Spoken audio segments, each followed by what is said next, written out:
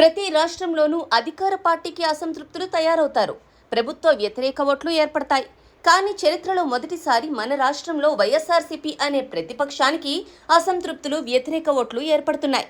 నేరస్తులను, rowdy షీటర్లను, గంజాయి బ్యాచ్లను నిస్సిగ్గుగా సమర్థిస్తున్న జగన్ గారు వైఎస్ఆర్సీపీలో మంత్రులుగా, నాయకులుగా పనిచేసిన వాళ్ళు చేసిన నేరాలు ఒక్కొక్కటి బయటపడుతోంటే వైసీపీ అభిమానులే ఆ పార్టీని అసహ్యించుకుంటున్నారు.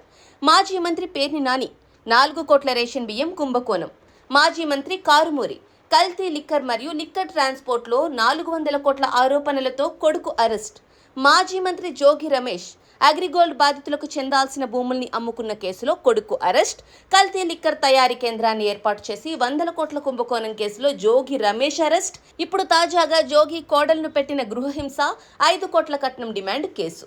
మాజీ మంత్రి సీదిరి అప్పలరాజు తన కొడుకు యాక్సిడెంట్లో మనిషిని చంపేస్తే ఆ సాక్ష్యాలు తారుమారు చేసి ఒక అమాయకుడిని ఆ కేసులో ఇరికించాలని కుట్ర చేసిన కేసులో అరెస్ట్.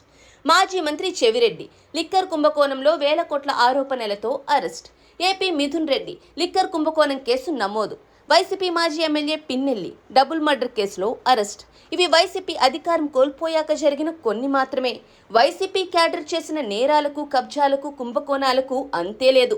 2019 నుంచి 2024 వరకు వారి అరాచకాలన్నీ ప్రజలు చూశారు.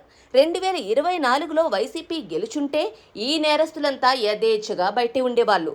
దీనిని బట్టి వైసీపీకి అధికారం ఇవ్వడం అంటే నేరాలకు పర్మిషన్ ఇవ్వడమే అని గ్రహించిన వైసీపీ ఓటర్లు ఆ పార్టీకి దూరం జరుగుతున్నారు. ఇది రాష్ట్రానికి శుభ పరిణామం. చివరిగా ఒక సవాల్. కేవలం 5 సంవత్సరాలు అధికారంలో ఉంటేనే ఇన్ని వేల కోట్లు దోచుకున్న వైసీపీ నాయకులు ఒక పక్క, దాదాపు 25 సంవత్సరాలు అధికారంలో ఉన్న ఒక్క కుంభకోణం ఆరోపణ లేకుండా నీతిగా నిలబడ్డ టీడీపీ నాయకులు మరో పక్క.